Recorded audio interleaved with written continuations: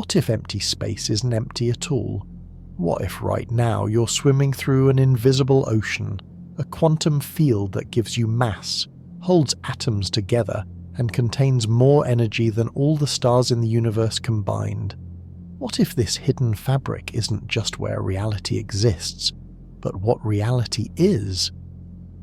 Welcome to Sleep Entangled, where quantum field theory, vacuum energy, and the deepest mysteries of space-time merge into bedtime voyages through the fabric of reality itself.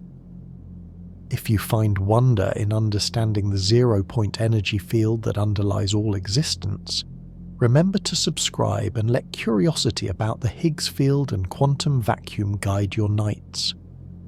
Now settle in, breathe slowly, and drift with me into the hidden ocean where particles are born, forces emerge, and the universe dreams itself into being. Chapter 1. The Fabric of Reality. What space is really made of? For centuries we imagined space as emptiness, a void, a vacuum, a nothing through which matter moves. Isaac Newton pictured the universe as objects moving through absolute space, like actors crossing an empty stage. The stage itself did nothing. It simply provided room for the real action. Planets orbiting, apples falling, light travelling. This view felt intuitive. After all, when you look up at the night sky, the darkness between stars seems like pure nothingness. Remove all the galaxies, all the dust, all the radiation, and what remains? Empty space, or so we thought. But this picture of reality, comforting in its simplicity, would not survive the 20th century. Albert Einstein shattered the concept of empty space with his theory of general relativity in 1915. Space, he revealed, is not a passive container, but an active participant in the cosmic drama. It curves, bends, and warps in response to mass and energy. Imagine a trampoline. Place a bowling ball on it, and the fabric dips, creating a depression. Roll a marble nearby, and it curves toward the bowling ball, not because of some invisible force reaching across emptiness, but because the fabric itself is curved. This is Einstein's vision. Space-time is the fabric, and matter tells it how to curve. Suddenly, space became something. It had geometry, structure, properties. It could ripple with gravitational waves, expand with the universe, even tear at the edges of black holes. But Einstein's revolution was just the beginning. In the 1920s, as Einstein reshaped our understanding of large-scale space-time, another group of physicists was discovering something equally strange at the smallest scales. Quantum mechanics revealed that particles, electrons, photons, atoms, don't behave like tiny billiard balls. They behave like waves, smeared across space in clouds of probability. But waves in what? Water waves need water. Sound waves need air. What medium carries these quantum waves? The answer, slowly assembled over decades by physicists like Paul Dirac, Richard Feynman, and Julian Schwinger, was radical: quantum fields. Not particles moving through space, but fields filling space. Every particle is an excitation, a ripple, a vibration, in an underlying field that permeates all of reality. The electron isn't a little sphere orbiting the nucleus. It's a disturbance in the electron field. The photon isn't a particle of light. It's a wave in the electromagnetic field. Even empty space, stripped of all particles, still contains these fields, humming with potential, never truly empty. This shift, from thinking in terms of particles to thinking in terms of fields, is one of the most profound conceptual revolutions in physics. It means that what we call particles are not fundamental. Fields are fundamental.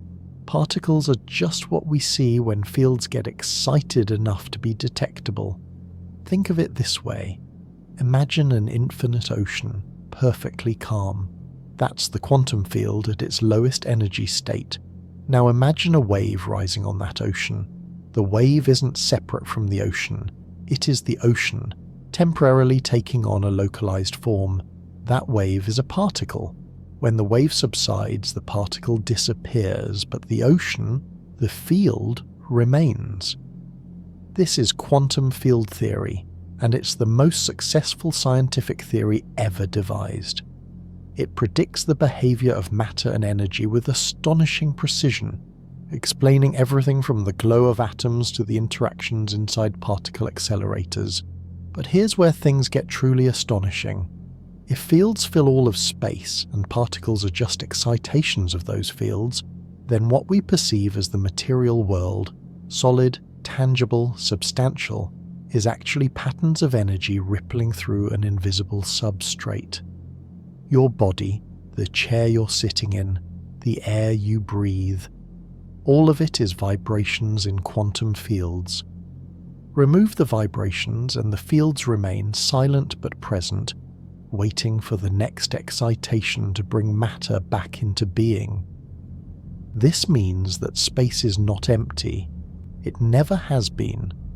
Even in the darkest void between galaxies, quantum fields exist, stretching infinitely in all directions, carrying the potential for particles to emerge at any moment. So let us reframe our question. Empty space isn't the absence of everything. It's the presence of everything in its quietest form, a hidden ocean of fields, each one capable of producing the particles we see. The electromagnetic field gives rise to photons, the particles of light. The electron field gives rise to electrons. The quark fields give rise to quarks, which combine to form protons and neutrons. Even gravity, Einstein's curved spacetime, may ultimately be understood as a quantum field, though we don't yet have the mathematics to fully describe it.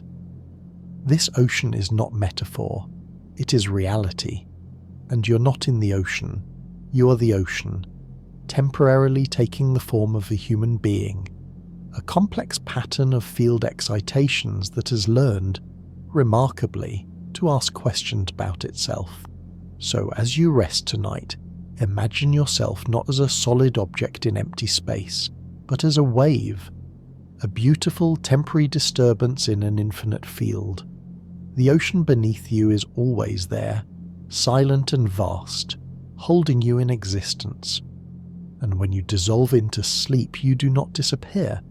You simply quiet, sinking back into the depths, waiting for the morning to bring you rippling into form once more. Now let us descend deeper into this ocean and ask, what exactly is a quantum field? Chapter 2. What are quantum fields? The universe's operating system. To understand quantum fields, we must first unlearn something fundamental, the idea that particles are the building blocks of reality. For over 2,000 years, from Democritus to Newton to the early 20th century, physicists believed that if you zoomed in far enough, you would find tiny, indivisible particles, atoms of matter, irreducible and fundamental. But quantum mechanics revealed a stranger truth. Particles are not the foundation, fields are. A quantum field is a mathematical and physical structure that exists everywhere in space and time. It has a value at every point, a number that describes the field's strength or state at that location.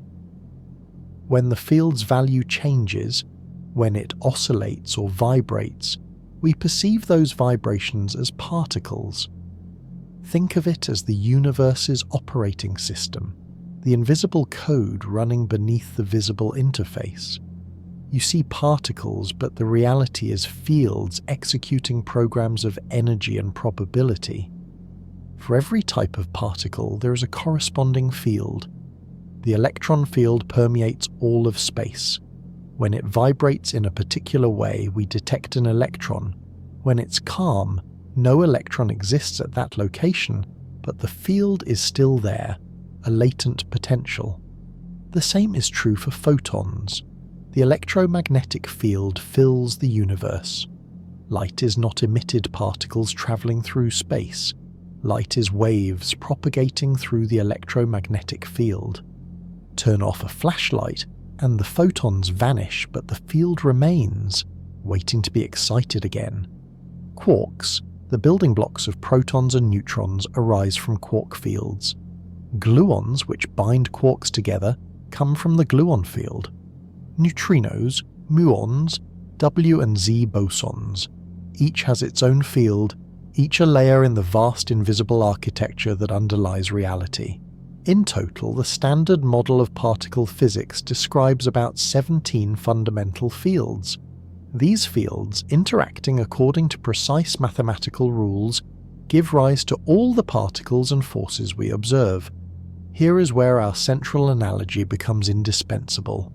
Imagine an infinite ocean stretching in all directions. The ocean represents a quantum field. The surface of the ocean is mostly calm, but occasionally a wave rises, a crest of water lifting above the average level. That wave is a particle. The wave is not separate from the ocean. It is the ocean, temporarily taking a localized form. When the wave subsides, the water doesn't disappear. It returns to the smooth surface. Similarly, when a particle is absorbed or annihilated, the field doesn't vanish.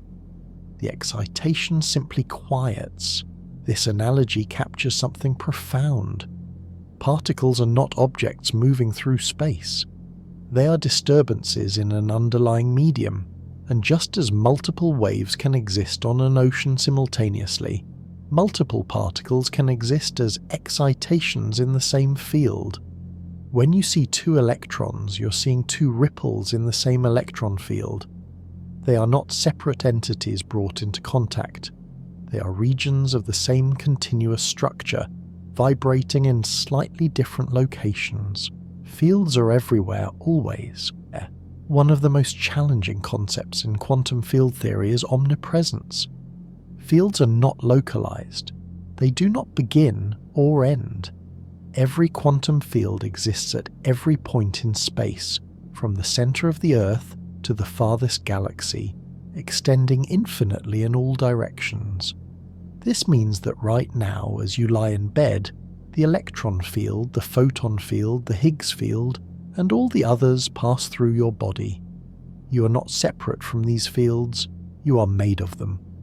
Every atom in your body is a complex pattern of excitations in multiple fields, all vibrating in harmony to create the structure you call you. It also means that even in the deepest void of intergalactic space, regions where no particles exist for millions of light years, the fields are there, silent and patient, holding the potential for matter to appear if sufficient energy arrives. Quantum field theory describes these fields with remarkable precision. Each field is governed by a mathematical equation that dictates how it evolves over time. For the electromagnetic field, it's Maxwell's equations combined with quantum mechanics. For quarks and gluons, it's the equations of quantum chromodynamics. For electrons and photons interacting, it's quantum electrodynamics, or QED, a theory so accurate that it predicts the magnetic moment of the electron to 11 decimal places. These equations reveal that fields are not static. They fluctuate constantly. Even at their lowest energy state, what we might call empty space, fields are never perfectly still. Quantum uncertainty forbids it. There is always a jittering, a seething, a background hum of activity, too subtle to observe directly, but real enough to have measurable effects. This leads us to one of the most important distinctions, the difference between the classical fields of the 19th century and the quantum fields of modern physics.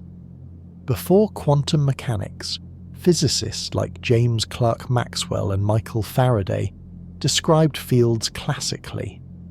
The electromagnetic field, for instance, had a definite value at every point. If you measured it, You got a precise answer. The field was deterministic. Plug in the initial conditions and you could predict its behavior forever. Quantum fields are different. They are inherently probabilistic. The field doesn't have a single definite value at a point. It has a wave function, a cloud of possibilities. Only when you measure does the field decide what value to take. And even then, the measurement doesn't reveal the field itself, but only the particle, the excitation that emerges from it. This probabilistic nature is why quantum field theory is so strange. Particles don't follow predetermined paths. They emerge from fields according to probabilities, appearing and disappearing, interacting and transforming, in a cosmic dance governed not by certainty but by likelihood. If fields are fundamental, what does that mean for reality? It means that the universe is not made of things, it's made of processes, ongoing vibrations, excitations, and interactions within quantum fields. You're not a collection of particles arranged in a clever way. You are a pattern of activity in the fields, a localized symphony of vibrations that maintains its coherence for a brief span of cosmic time. When you move, you are not pushing particles through space. You're shifting the pattern of field excitations from one region to another. This might sound abstract, but it has profound implications. It means that at the deepest level, there is no separation. All matter and energy are expressions of the same underlying fields. The distinction between you and the world is not fundamental. It's a matter of where the excitations are most concentrated. Imagine, for a moment, that you can see these fields, layers upon layers of invisible oceans, each one stretching infinitely in all directions. The electron field shimmers with the positions of electrons. The photon field glows with light. The quark fields hum with the matter inside atoms. And at the intersection of these fields, where they all overlap and interact, there you are, a temporary convergence, a meeting point of forces and energies, a conscious excitation in the universe's vast operating system. Let that image settle gently as you breathe. The fields are always there, beneath and within, holding you in being. Now, let us turn to one of the most famous fields of all, the Higgs Field, the ocean that gives you mass. Chapter 3. The Higgs Field, the ocean that gives you mass. The mystery of mass. Why do things have mass? It's a question so basic that for centuries no one thought to ask it. An apple has mass because it's made of atoms. Atoms have mass because they contain protons, neutrons, and electrons. And those particles have mass because, well, because they do. But because they do is not an answer.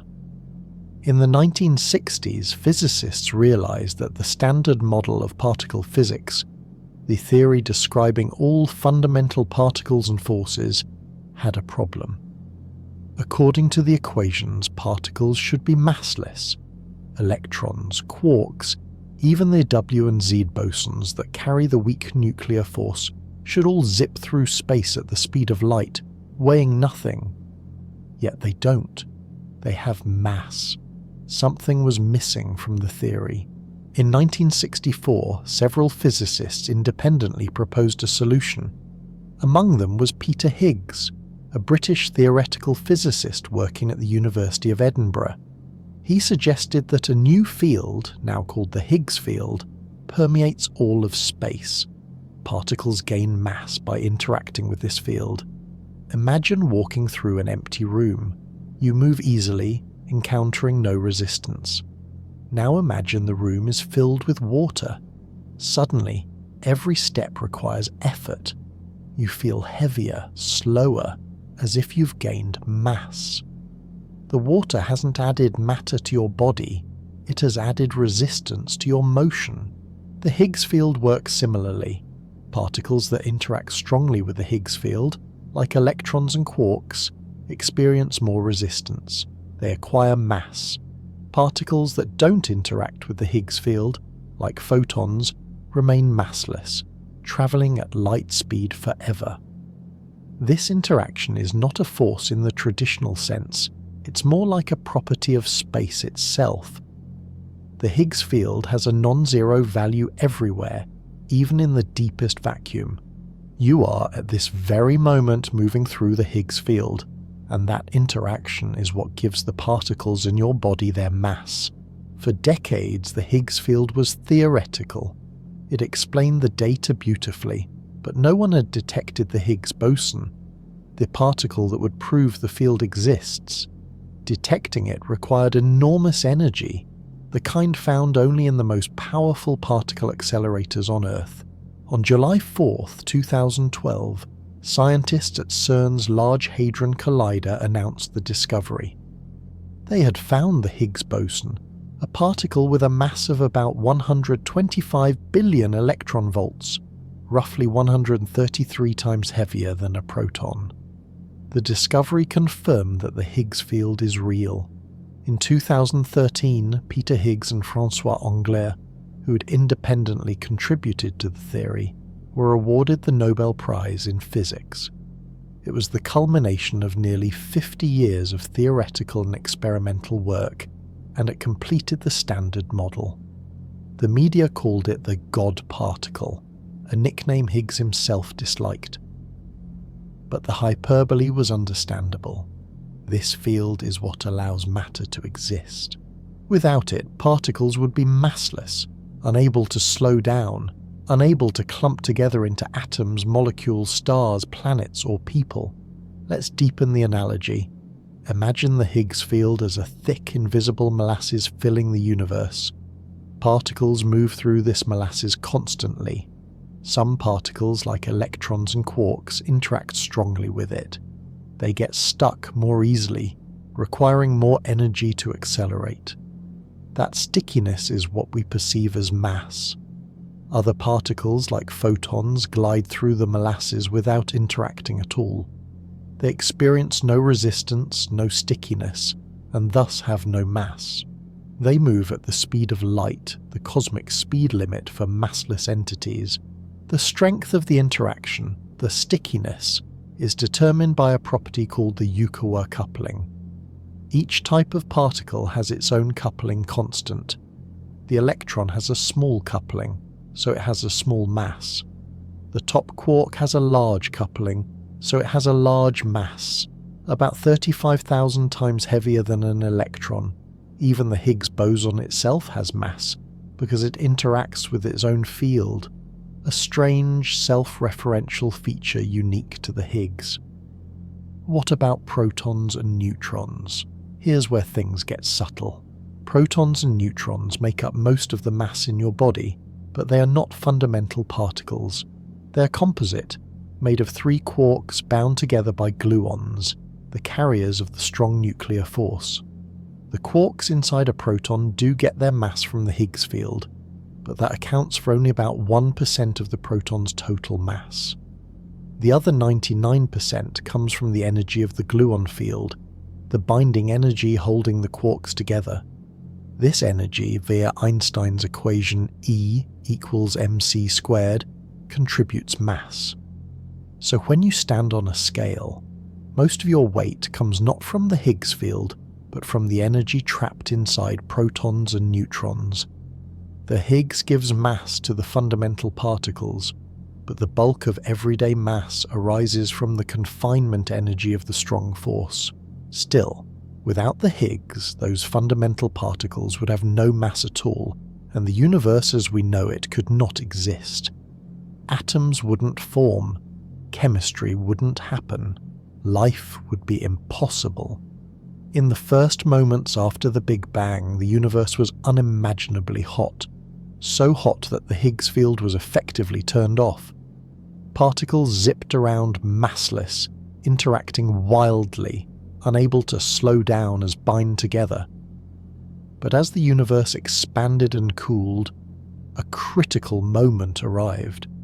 About 1/trillionth of a second after the Big Bang, the temperature dropped below a threshold and the Higgs field switched on.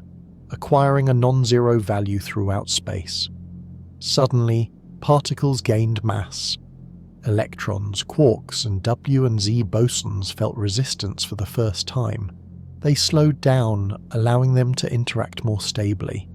This phase transition, comparable to water freezing into ice, was one of the most important events in cosmic history. It set the stage for the formation of atoms, stars, galaxies, and eventually, you. The Higgs field didn't turn on and then turn off. It remains active, filling every cubic centimetre of space, interacting with particles continuously. Right now, as you rest, the Higgs field is passing through you, giving mass to every quark and electron in your body. It's a humbling thought. Your existence depends on this invisible ocean, a field you cannot see, touch, or directly perceive, but one that shapes the very structure of matter. So as you settle deeper into rest, imagine the Higgs field as a vast, calm sea surrounding you. Every atom in your body is like a boat floating on that sea, held in place by the gentle resistance of the water. Without the sea, the boats would scatter at light speed, never coming together, never forming the vessel you call yourself. The sea is silent, invisible, but ever present. It gives you substance, it gives you form, it allows you to exist, solid and real, in a universe that would otherwise be a blur of massless light. Rest in that ocean tonight, knowing that the Higgs field, this quiet miracle of physics, is cradling you in being. Now let us explore something even stranger. The energy hidden in empty space, the restless ground state of the quantum vacuum, zero-point energy. Chapter 4. Zero-point energy, the universe's restless ground state. The quantum dance that never stops. In classical physics, the ground state, the lowest energy state, of any system is stillness. A pendulum at rest hangs motionless at the bottom of its swing. A spring at equilibrium neither stretches nor compresses. At absolute zero, where temperature is as low as it can go, classical physics predicts that all motion ceases. Atoms freeze, vibrations stop. The universe settles into perfect calm. But quantum mechanics shatters this expectation. Werner Heisenberg's uncertainty principle, formulated in 1927, states that you cannot simultaneously know both the position and momentum of a particle with perfect precision.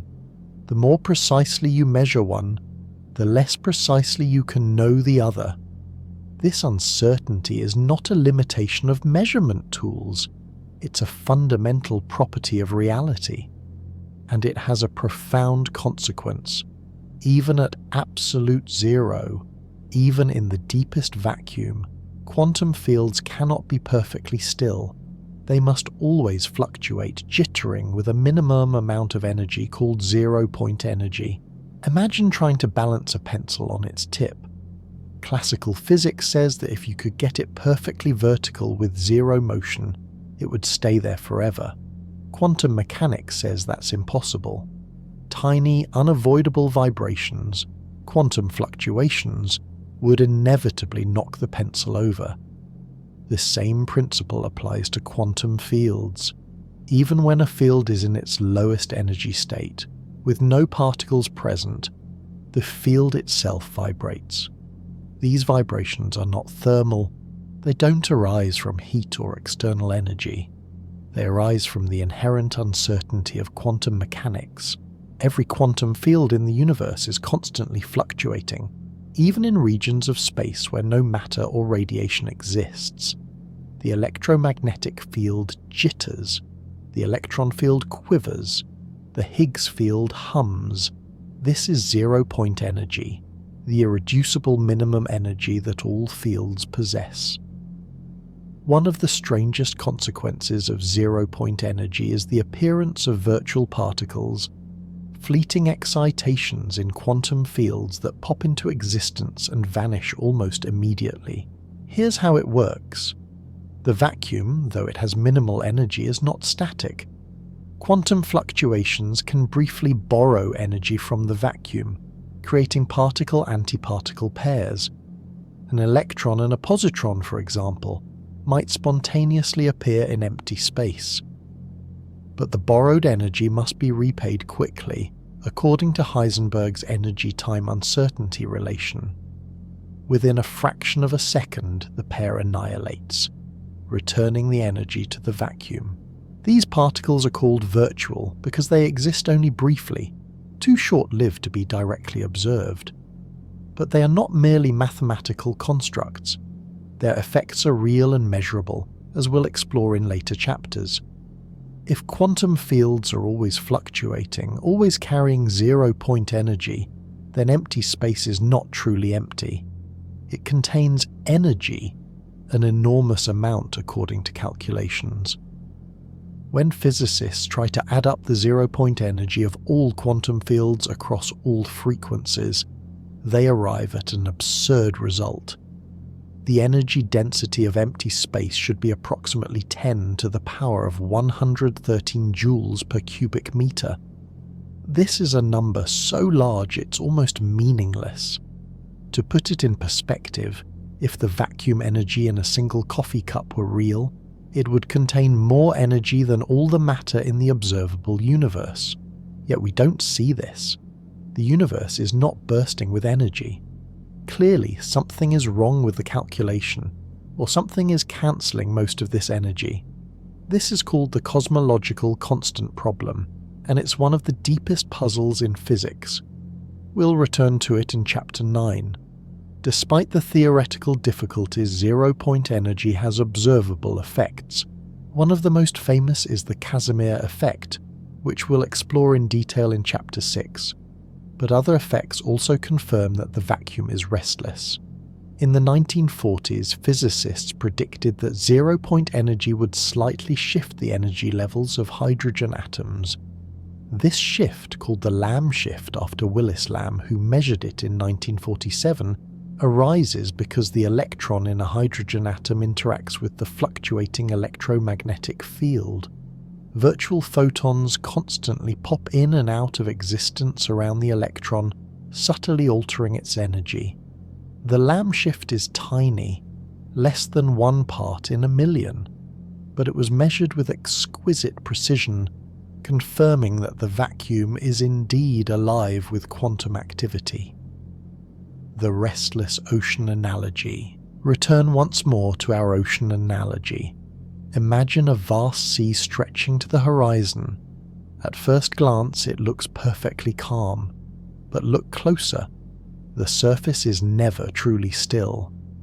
Tiny ripples, barely visible, dance across the water, stirred not by wind but by the inherent restlessness of the molecules themselves. These ripples, like zero-point fluctuations, they are not caused by external energy.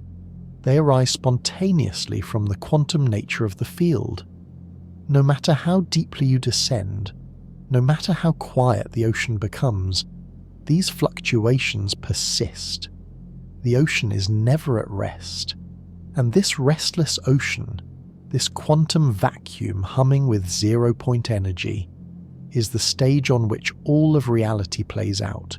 At the smallest scales, the Planck scale, about 10 to the negative 35th meters, zero-point energy has even more dramatic effects. Physicists like John Wheeler proposed that space-time itself fluctuates at this scale, seething with quantum foam. In quantum foam, space-time is not smooth.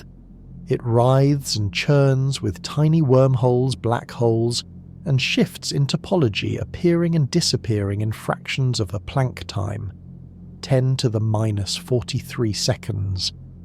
These fluctuations are far too small to observe directly, but they represent the ultimate consequence of zero-point energy.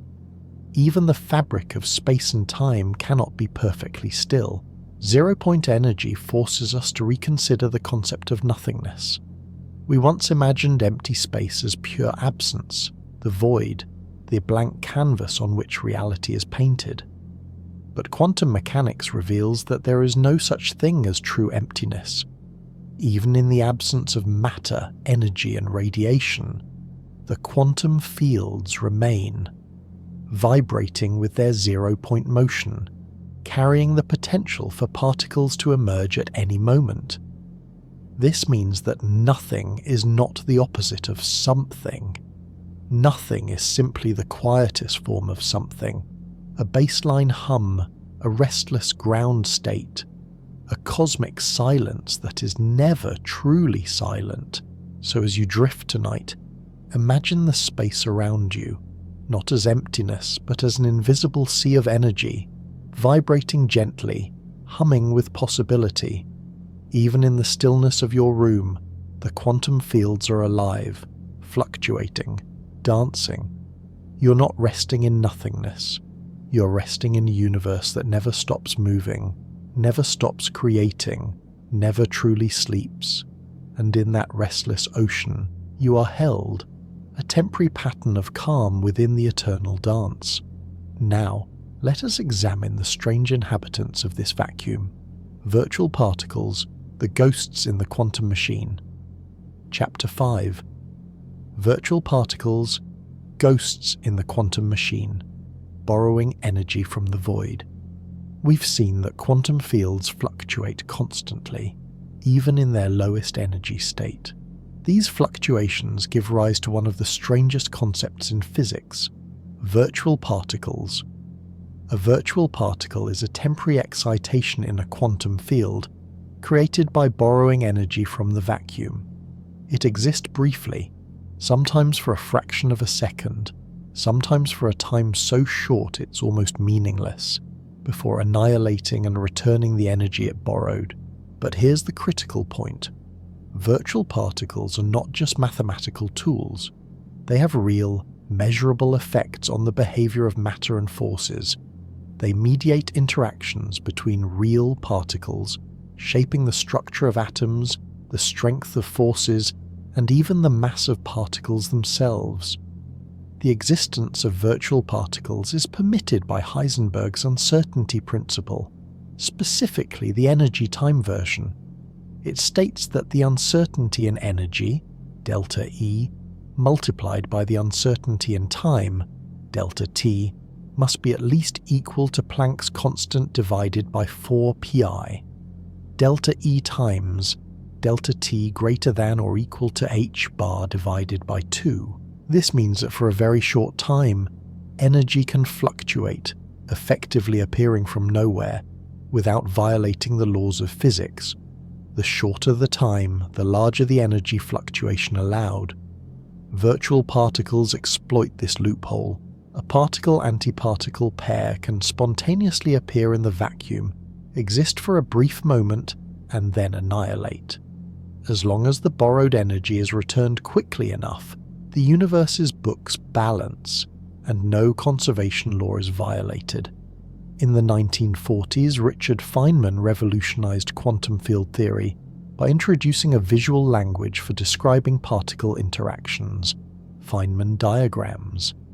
These diagrams depict particles as lines moving through spacetime, with interactions represented by vertices where lines meet. Virtual particles appear in Feynman diagrams as internal lines, connecting vertices but never reaching the external world. For example, when two electrons repel each other, they don't touch directly. Instead, they exchange a virtual photon. One electron emits a virtual photon which travels through space and is absorbed by the second electron, transferring momentum and creating the electromagnetic force. This exchange happens constantly, invisibly, at every moment. Virtual photons flicker in and out of existence, mediating the electromagnetic force between charged particles. The same is true for other forces. Virtual gluons mediate the strong nuclear force, virtual W and Z bosons mediate the weak force, and virtual gravitons, if they exist, would mediate gravity. Because of virtual particles, no particle is ever truly alone. Every electron is surrounded by a cloud of virtual photons constantly being emitted and reabsorbed. These photons in turn can briefly become virtual electron-positron pairs, which then annihilate back into photons.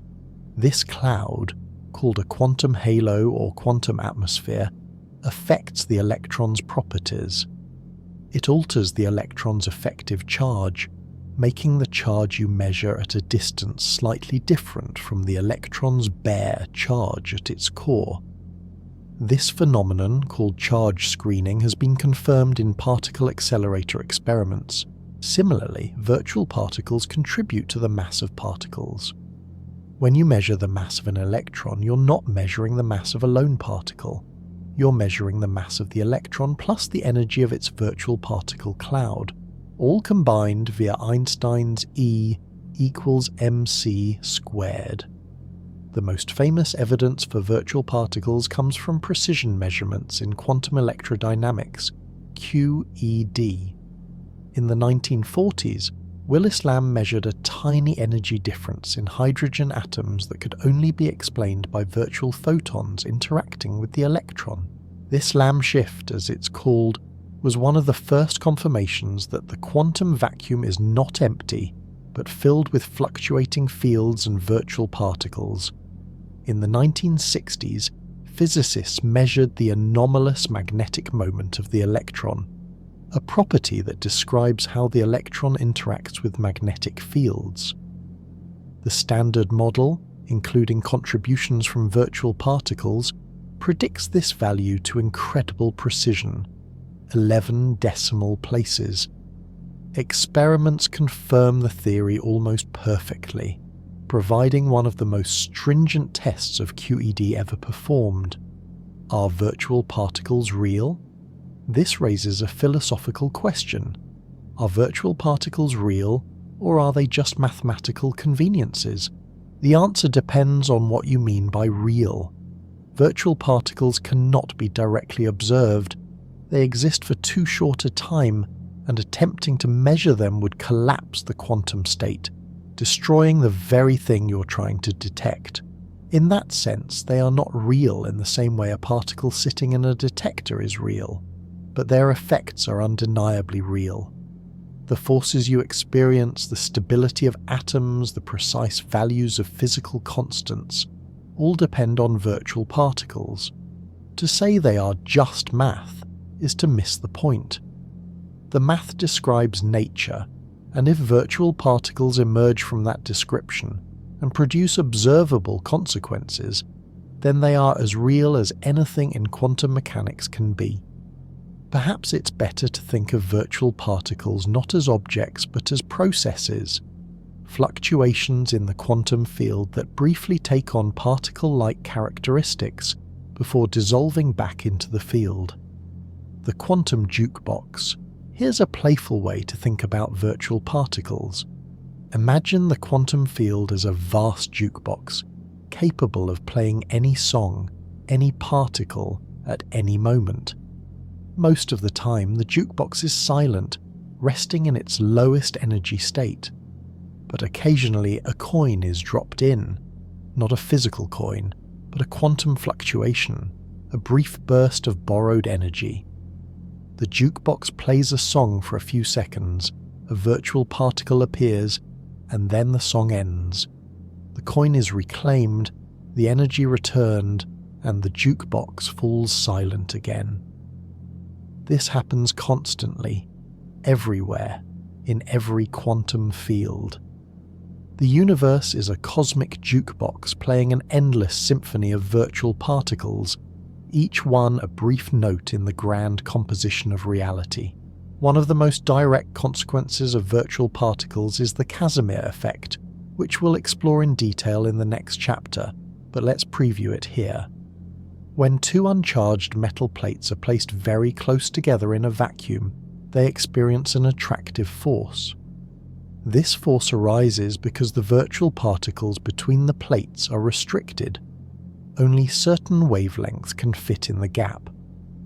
Outside the plates, all wavelengths of virtual particles exist.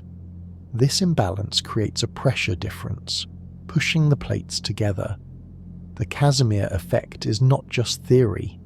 It's been measured in laboratories with high precision, providing direct evidence that the vacuum is not empty, but filled with quantum fluctuations giving rise to virtual particles.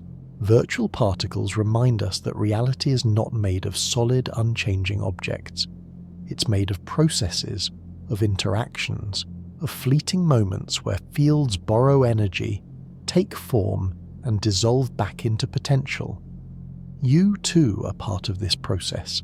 Every atom in your body is surrounded by a cloud of virtual particles, constantly flickering in and out of existence. You're not a static thing.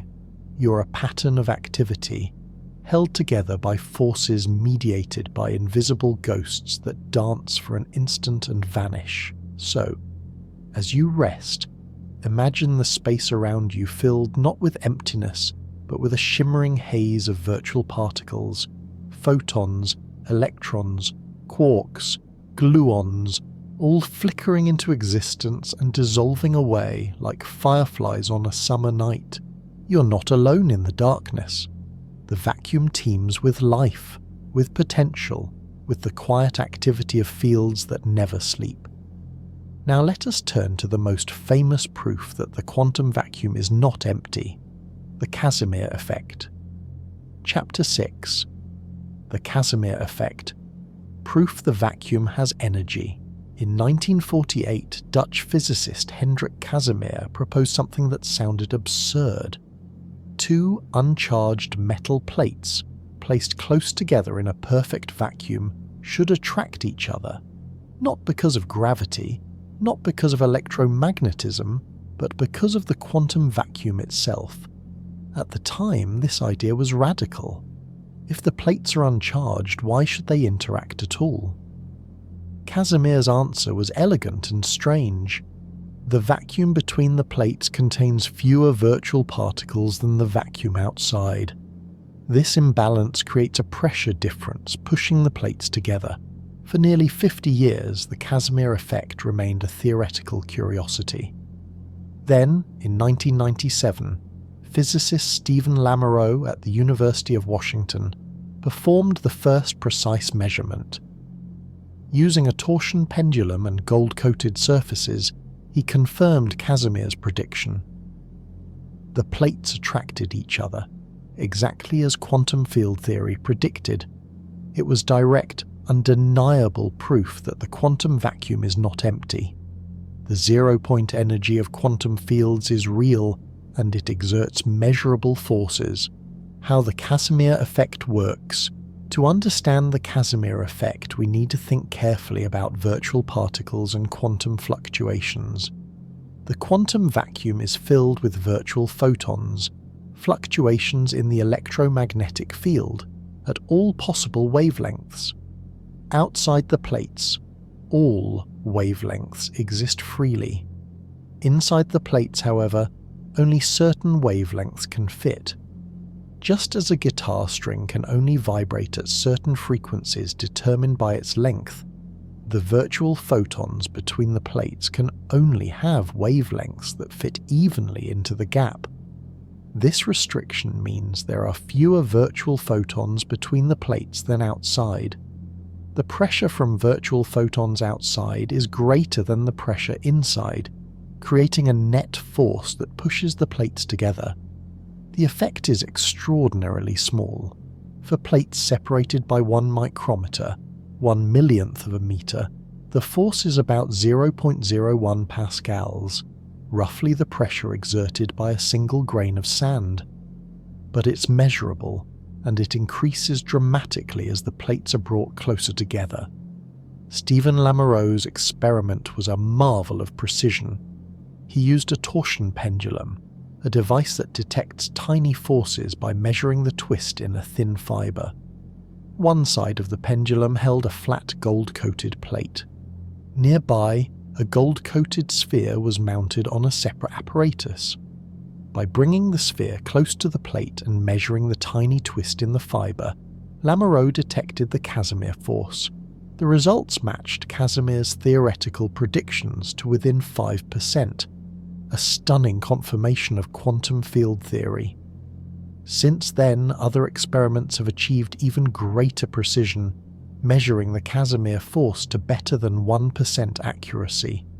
It's no longer a curiosity, it's a well-established phenomenon, routinely accounted for in the design of nanoscale devices.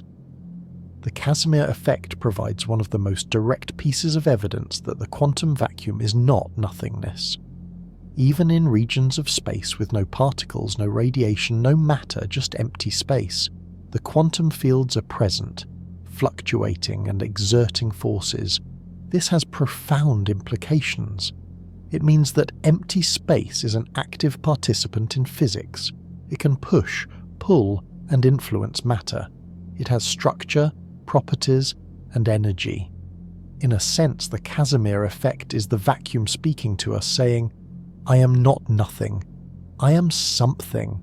I am alive with quantum activity, and I can make my presence felt." Recent breakthroughs controlling the Casimir force. In 2024, researchers made another leap forward. A team at the University of Michigan demonstrated that the Casimir force can be controlled and even reversed by using magnetic fields and special materials called ferrofluids. By placing a ferrofluid, a liquid containing magnetic nanoparticles, between the plates and applying a magnetic field, the researchers were able to tune the Casimir force. Depending on the field strength and the properties of the fluid, they could make the force attractive, repulsive, or even cancel it entirely. This discovery has implications for nanotechnology and quantum devices. At tiny scales, the Casimir force can cause mechanical components to stick together, a problem called stiction. If engineers can control or negate the Casimir force, they can design more reliable nanoscale machines, from sensors to quantum computers. Some physicists speculate that the Casimir effect might be related to dark energy, the mysterious force causing the universe's expansion to accelerate. If the vacuum has energy, as the Casimir effect proves, then perhaps this energy, multiplied across all of space, contributes to the cosmological constant. However, the numbers don't match. The vacuum energy density implied by dark energy is about 10 to the negative 9th joules per cubic meter, whereas the vacuum energy density calculated from quantum field theory is about 10 to the 113 joules per cubic meter, a discrepancy of 120 orders of magnitude, the worst prediction in the history of science. This is the cosmological constant problem, and we'll explore it more deeply in Chapter 9. For now, it's enough to say that while the Casimir effect proves the vacuum has energy, we don't yet understand how that energy relates to the large-scale structure of the universe. The Casimir effect invites us to rethink our intuition about empty space. Space is not a passive container. It's an active, dynamic medium, a sea of quantum fluctuations that can exert forces, alter particle properties, and shape the behavior of matter. Every object in the universe is immersed in this sea. The vacuum is always there, fluctuating, humming, pressing gently against everything. We don't notice it because we're adapted to it, like fish adapted to water pressure. But the Casimir effect makes it visible, or at least measurable, a reminder that even nothing is something. Imagine you could reach into the vacuum and scoop out a handful of quantum fluctuations. What would you hold? Not particles, not radiation, but pure potential. Virtual photons flickering in and out of existence. Zero-point energy vibrating at every frequency. A restless ocean of probability waiting to collapse into something real. Now imagine releasing it. The fluctuations dissolve back into the vacuum, indistinguishable from the background. But they were there, briefly yours to hold, a piece of the hidden ocean made momentarily tangible. The vacuum is not hostile, it's supportive, like the buoyancy of water holding a swimmer afloat. You are cradled in the quantum sea, surrounded by forces too subtle to feel but real enough to measure. Now let us descend even further, to the smallest scales imaginable, where space-time itself begins to churn and boil, the quantum foam. If you're still with me in this late-night exploration of the quantum ocean beneath reality, you're part of something rare. Seekers willing to drift through the deepest layers of existence. A quick subscribe helps others find this peaceful journey into the fabric of space-time. Now let's continue where vacuum energy meets the mystery of mass itself, and where space-time trembles at the smallest scales. Chapter 7. Quantum Foam. Space-time at the Planck scale, the limit of smoothness. We've travelled through quantum fields, through virtual particles, through the energy of the vacuum. Now we approach the final frontier, the smallest scale imaginable, where even space-time itself breaks down, the Planck scale. The Planck length is approximately 1.6 times 10 to the negative 35th meters, a billionth of a billionth of a billionth of a billionth of a meter. It's the smallest distance that has meaning in physics. Below this scale, the smooth fabric of space-time, as described by general relativity, dissolves into something stranger. Quantum foam. The term was coined by John Archibald Wheeler in the 1950s. Wheeler imagined that at the Planck scale, space-time is not smooth and continuous, but turbulent and foamy, seething with quantum fluctuations. Tiny wormholes, black holes, and shifts in topology appear and disappear in fractions of a Planck time, about 10 to the negative 43rd seconds. This is not science fiction. It's a consequence of combining quantum mechanics with general relativity. At such small scales, space-time itself becomes subject to quantum uncertainty. It fluctuates just as quantum fields do. Calm surface, turbulent depths. Return once more to our ocean analogy. From a distance, the ocean looks smooth and calm, but zoom in closer. You see waves, ripples, splashes. Zoom in further, to the molecular level, and you see individual water molecules jittering, colliding, constantly in motion. Space-time is similar. On the scales we experience, meters, kilometers, even light years, it appears smooth, continuous, and well-behaved. But zoom into the Planck scale and space-time writhes. It churns.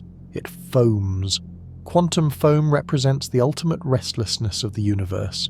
Even the stage on which reality plays out is not fixed. It's dynamic, fluctuating, and fundamentally uncertain.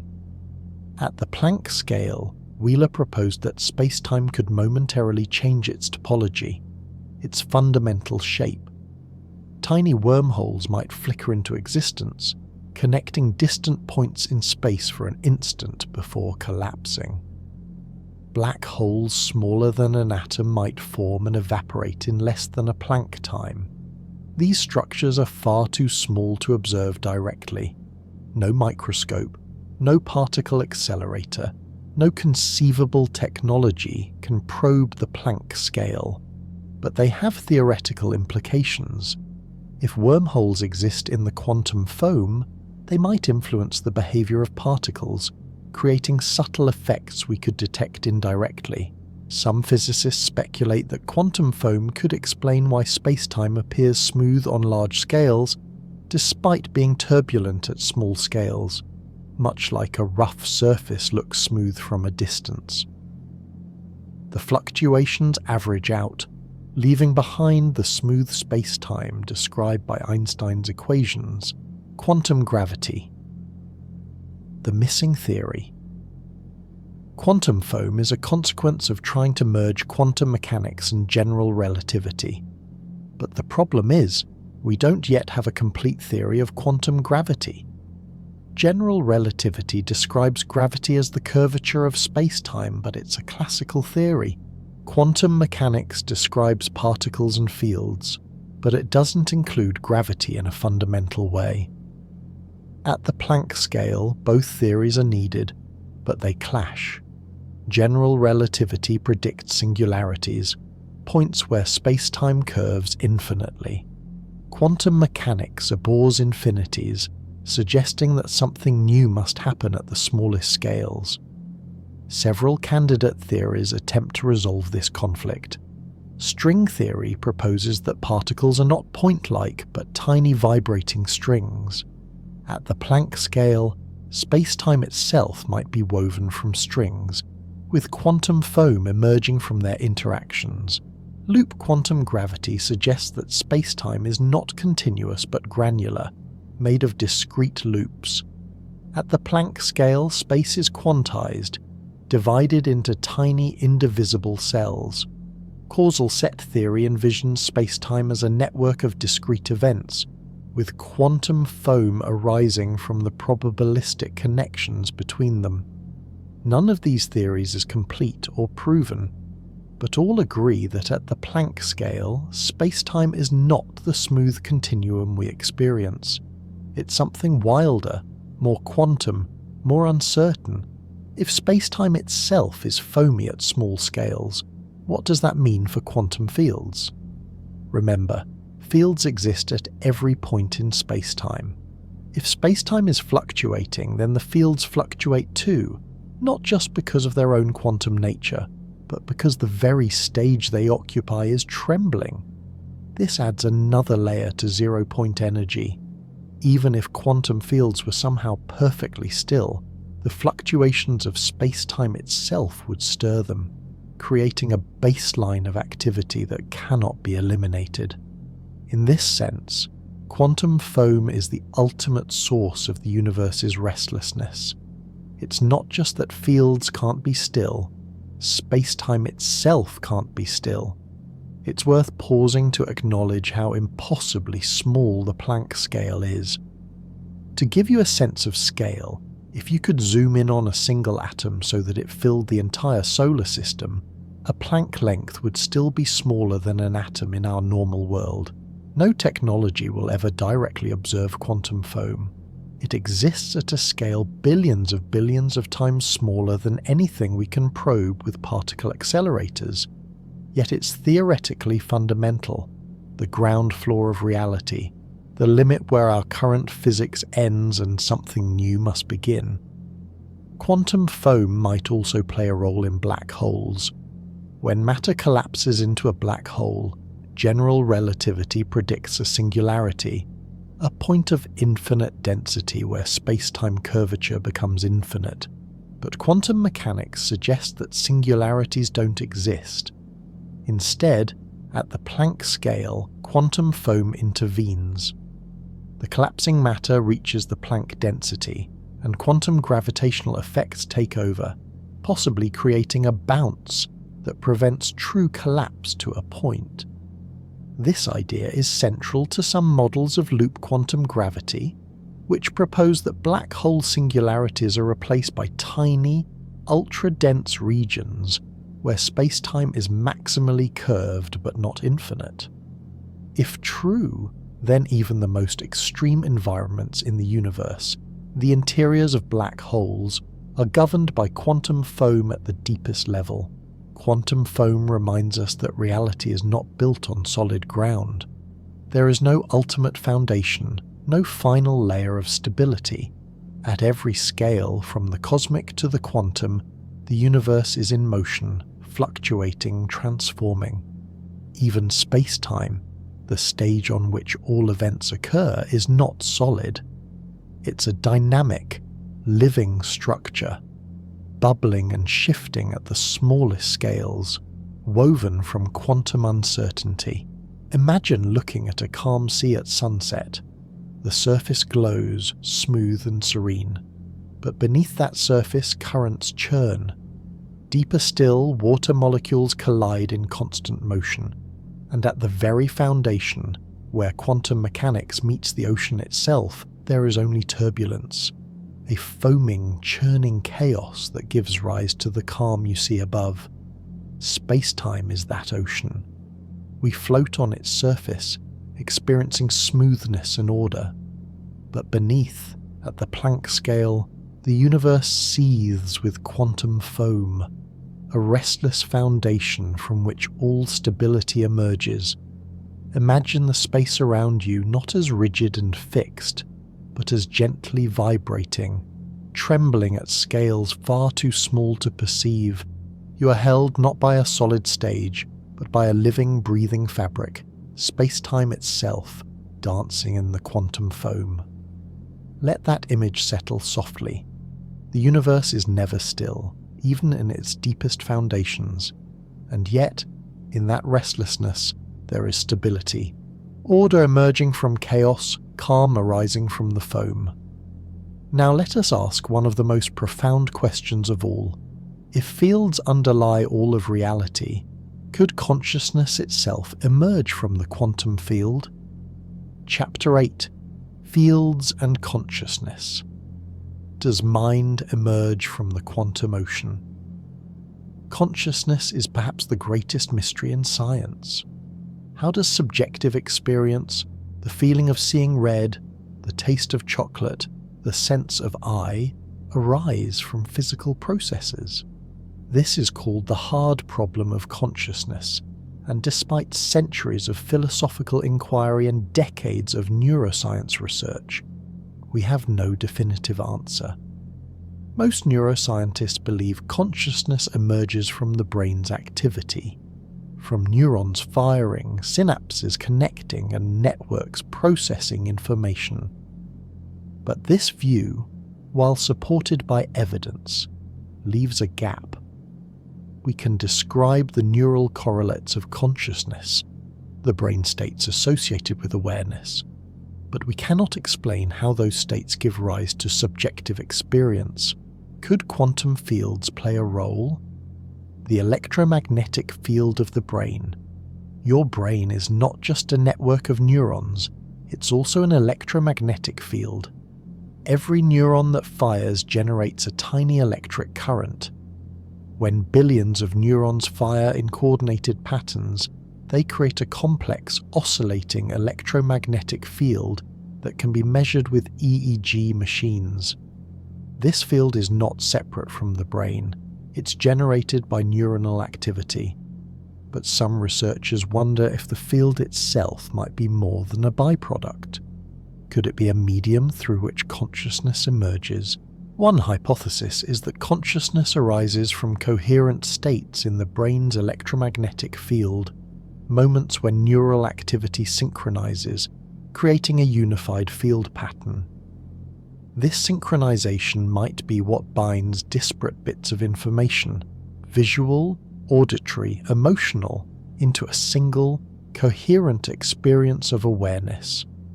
If true, then consciousness is not a property of individual neurons but of the field they collectively generate. You are not your neurons, you're the field they create. A more radical idea comes from Roger Penrose, a Nobel Prize-winning physicist, and Stuart Hameroff, an anesthesiologist and consciousness researcher.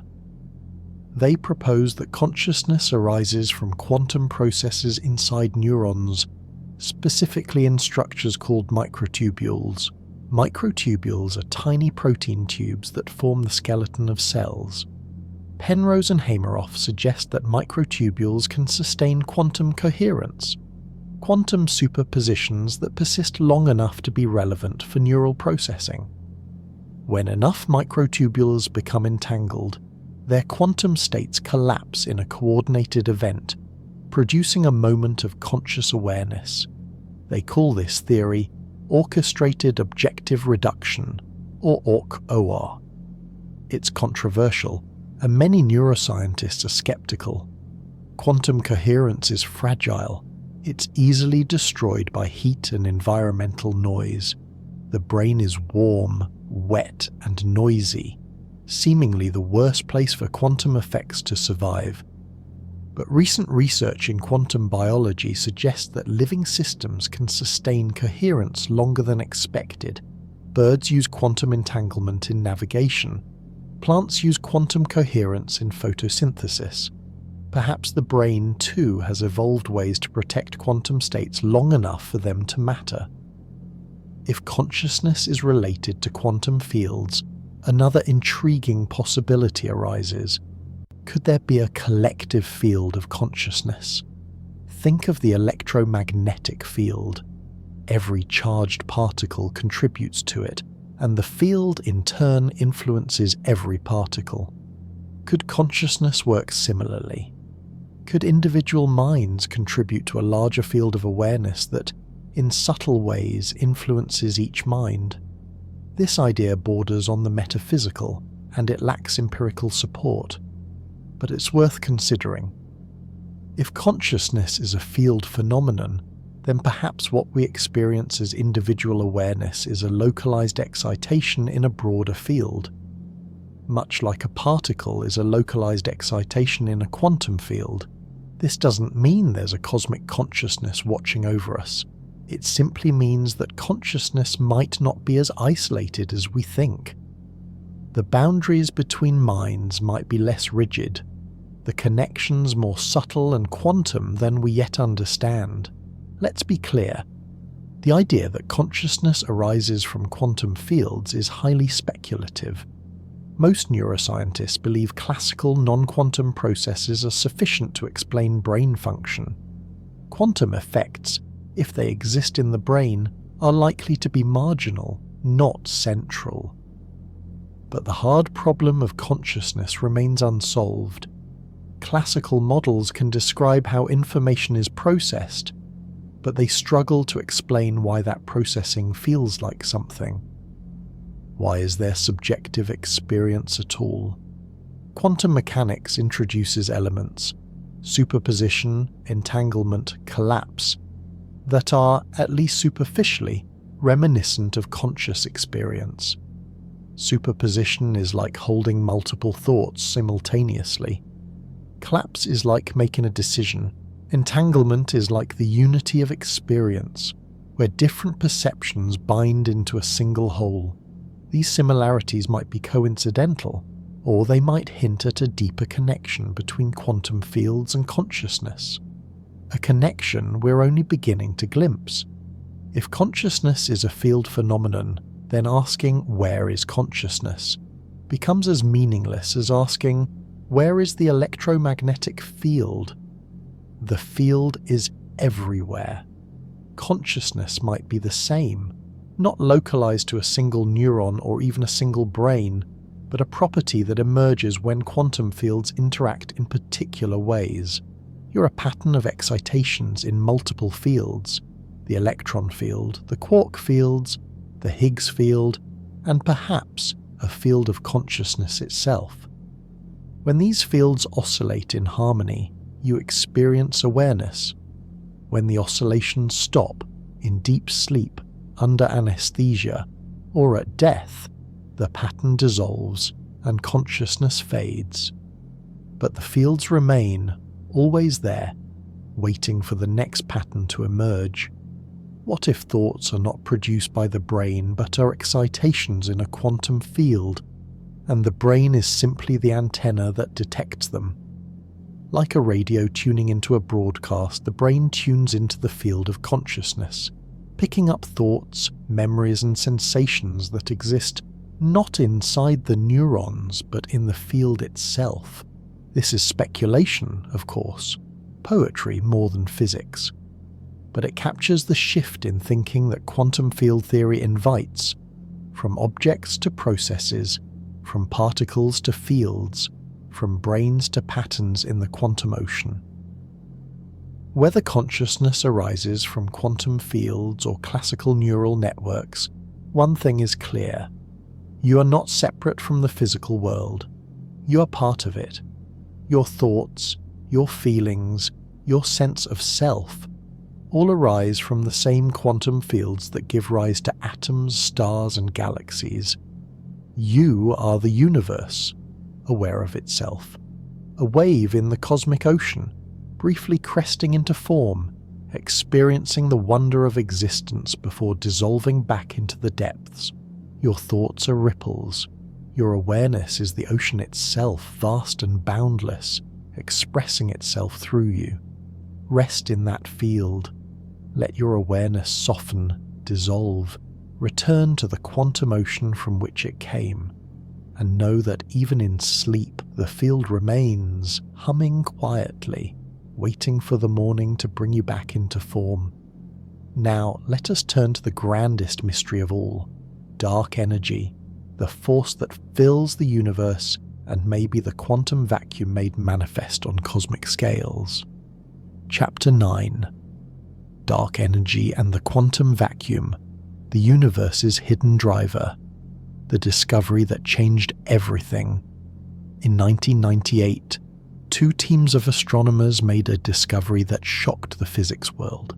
They were measuring the expansion of the universe by observing distant supernovae, exploding stars whose brightness can be used as a cosmic distance marker. They expected to find that the universe's expansion was slowing down, pulled back by the gravitational attraction of all its matter. Instead, they found the opposite. The expansion is accelerating. Galaxies are flying apart faster and faster, as if pushed by an invisible force. This force, whatever it is, has been named dark energy. It makes up about 68% of the total energy in the universe. Yet we have no direct evidence of what it is, where it comes from, or why it exists. It is, quite literally, the biggest mystery in cosmology. The simplest explanation for dark energy is that it's the energy of empty space itself, the quantum vacuum. Albert Einstein introduced a term into his equations of general relativity called the cosmological constant, represented by the Greek letter lambda, L.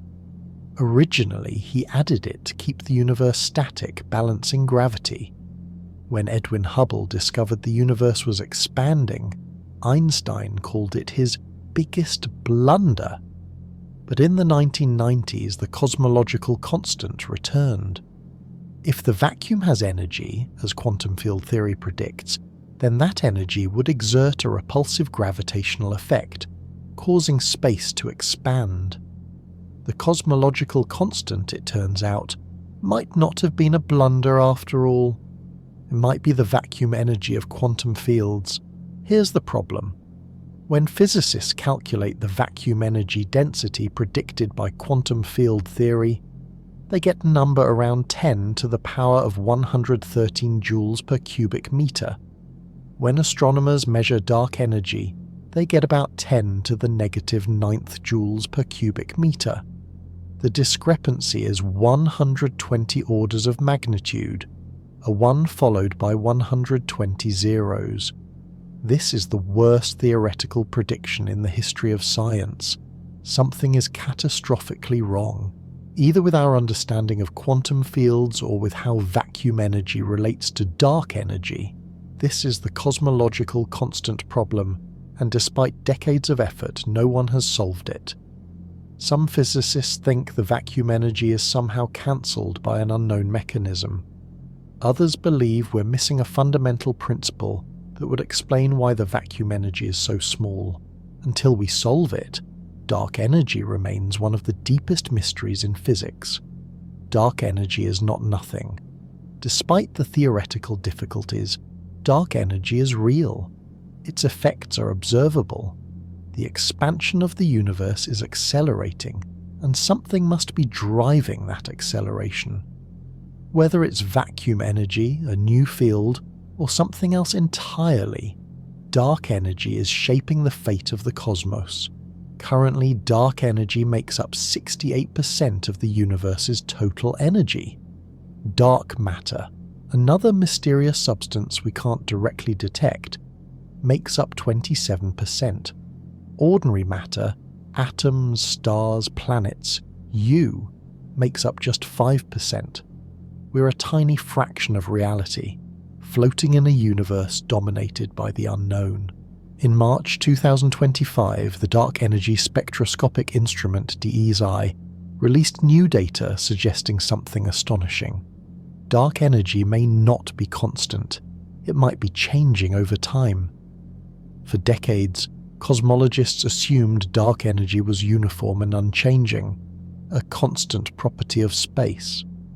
But DESI's measurements of distant galaxies suggest that dark energy was stronger in the past and is weakening now.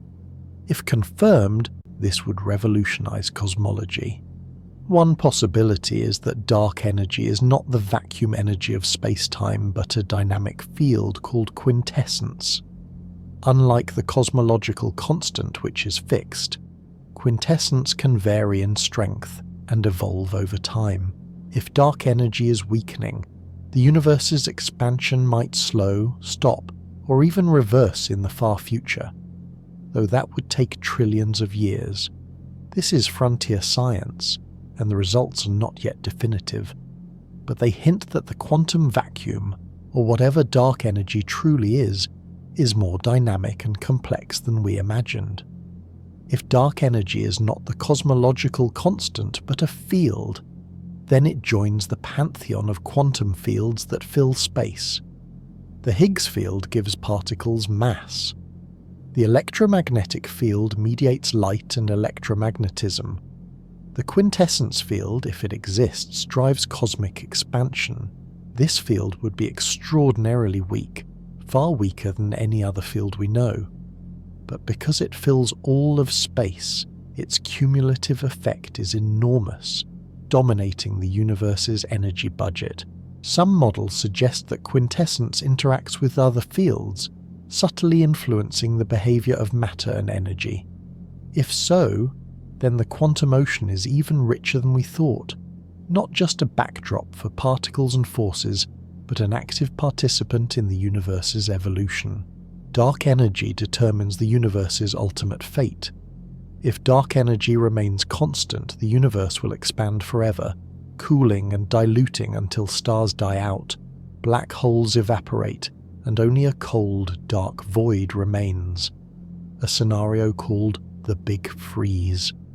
If dark energy is weakening, as DC suggests, the expansion might eventually slow, leading to a gentler, longer-lived cosmos. If dark energy were to reverse, becoming attractive rather than repulsive, the universe could collapse back in on itself, ending in a big crunch, a mirror image of the Big Bang. And if dark energy strengthens over time, a scenario called phantom energy, the expansion could accelerate so violently that galaxies, stars, planets, and eventually atoms themselves are torn apart in a big rip. We don't yet know which fate awaits us, but whatever happens, dark energy, this quantum ocean pervading all of space, will be the driving force. Step back for a moment and consider the scale of what we've discussed. The quantum vacuum, humming with zero-point energy and virtual particles, operates at the Planck scale, 10 to the negative 35th meters. Dark energy operates at the cosmic scale, billions of light years. Yet they might be the same thing. The tiniest fluctuations in the grandest cosmic force might both arise from the quantum fields that fill the universe. This is one of the most beautiful and frustrating aspects of modern physics. The microscopic and the cosmic are deeply connected, yet we don't fully understand how. Solving the cosmological constant problem might require insights from quantum gravity, string theory, or a yet undiscovered principle that unifies all scales. Dark energy is a reminder of how little we know. We've mapped the genome, split the atom, detected gravitational waves, yet 68% of the universe is made of something we can't see, can't touch, and barely understand. It's humbling, and it's exhilarating. The quantum ocean is deeper than we imagined, stranger than we hoped, and far from fully explored. So as you drift tonight, imagine the universe expanding around you, gently, steadily, driven by dark energy, the mysterious force woven into the fabric of space itself. You're not expanding with it.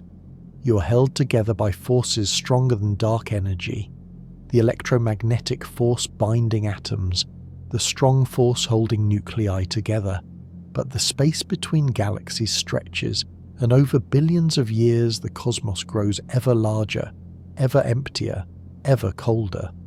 Yet even in that vast, expanding darkness, the quantum fields remain, humming softly, carrying the potential for particles, for life, for thought. Rest in that knowledge. The universe is vast, but the fields that hold you are intimate, close, always present. Now, in our final chapter, let us return to the beginning, the realization that you are not made of the field, you are the field. Chapter 10. We are waves in the field, the poetry of quantum existence. Reach out and touch the wall beside you. It feels solid, doesn't it? Unyielding, substantial, real. But quantum field theory reveals a profound truth. The wall is not solid. Neither are you. The atoms in the wall, the atoms in your hand, they are not tiny spheres of matter. They are excitations in quantum fields, and those fields are mostly empty space. An atom is 99.9999% empty.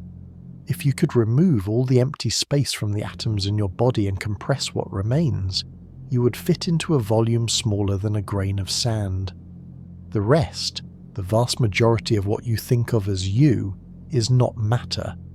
It's fields interacting with fields, energy patterns oscillating in the quantum vacuum. When you touch the wall, you are not feeling solid objects making contact. You are feeling the electromagnetic fields of the electrons in your hand repelling the electromagnetic fields of the electrons in the wall. It's force fields pushing against force fields, creating the sensation of solidity. There is no stuff in the universe. There are only fields. You are the ocean. We've used the ocean analogy throughout this journey. Now let's complete it. You are not a boat floating on the ocean. You are the ocean itself, temporarily taking the form of a wave.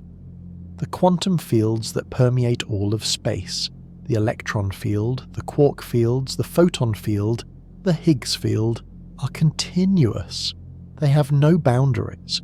They extend infinitely in all directions, overlapping, interacting, vibrating. Your body is a localized pattern of excitations in these fields.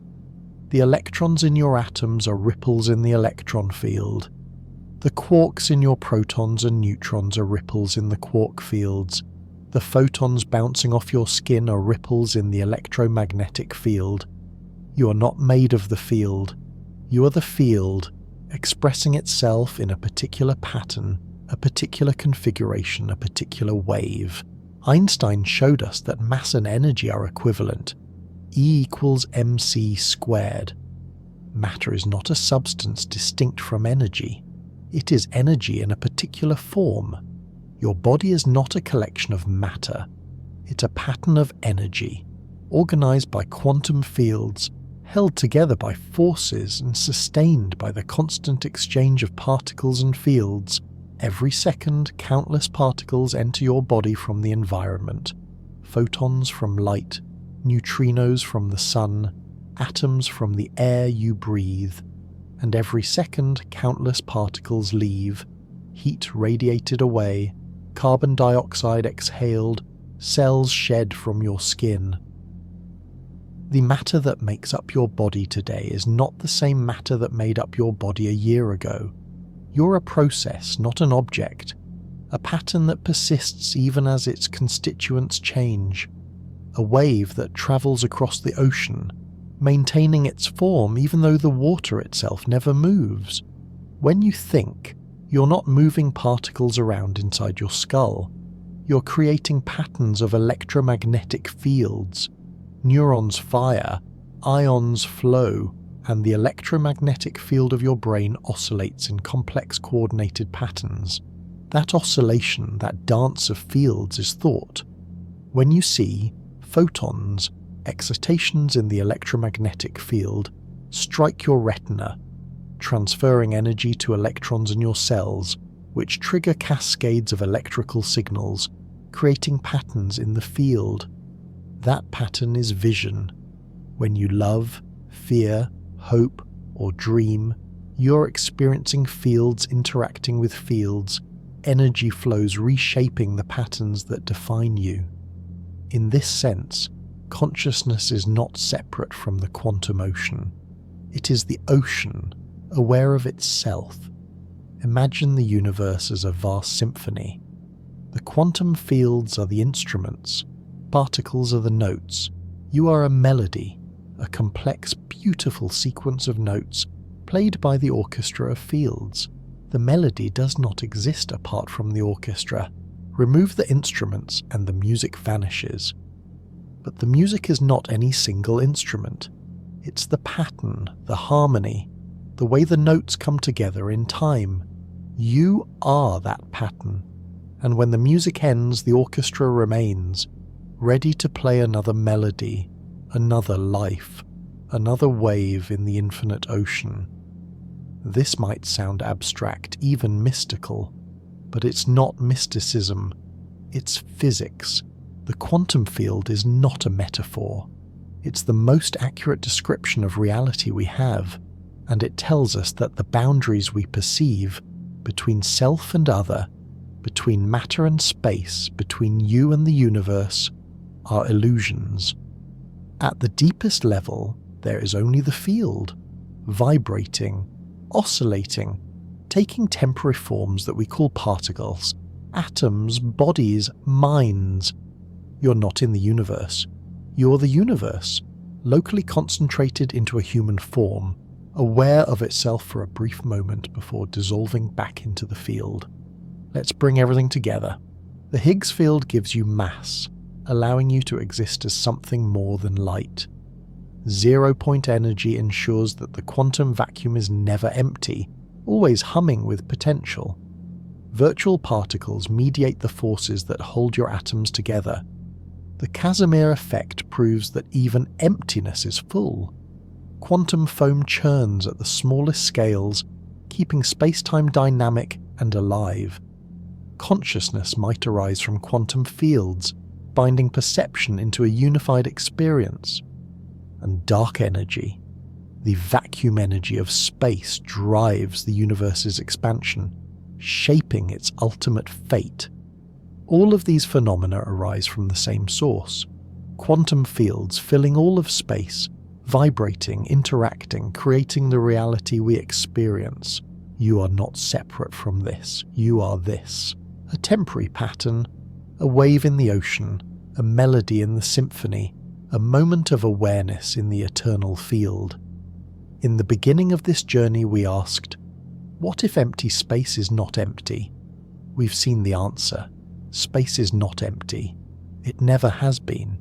It's filled with quantum fields, invisible, omnipresent, humming with energy. And now we arrive at the final realization. The ocean is not unconscious. Through you, the quantum field becomes aware. Through your eyes, the universe sees itself. Through your thoughts, the field contemplates its own nature.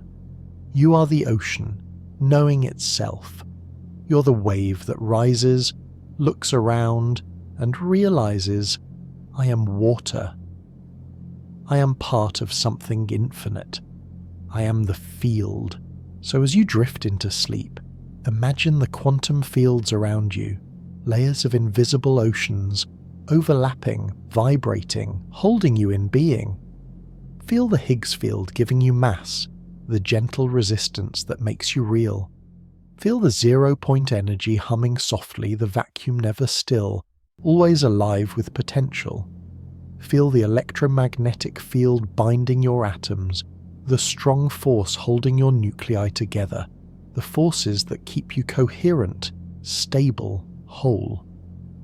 And know that when you sleep, you do not leave the ocean. You simply quiet. The wave subsides, the pattern softens, but the field remains, always there, waiting for the morning to bring you cresting into form once more. You're not separate from reality. Your reality experiencing itself. A wave in the quantum ocean, temporarily aware, briefly asking questions about the nature of the sea. And when the wave falls, the ocean does not mourn. It simply smiles, knowing that waves will rise again. Each one unique, each one beautiful, each one the ocean, forever returning to itself. And as we pause here, between the equations and the ocean, take a moment to feel the quantum field humming through you. Every atom in your body, every thought in your mind is a ripple in this infinite sea. The Higgs field giving you substance, 0-point energy, keeping reality alive, invisible forces weaving the fabric of existence. If this journey through the hidden ocean beneath reality has stirred wonder within you, consider subscribing, or simply drift in the knowing that you are not separate from this field. You are the field, experiencing itself. This is Sleep Entangled, where quantum physics and cosmic wonder merge. Until next time, rest in the ocean that dreams the universe into being. May your sleep be deep, your dreams be quantum, and your awareness return gently to the field, where all waves begin and end. Rest deeply, knowing that the ocean is always there, always holding you, always home.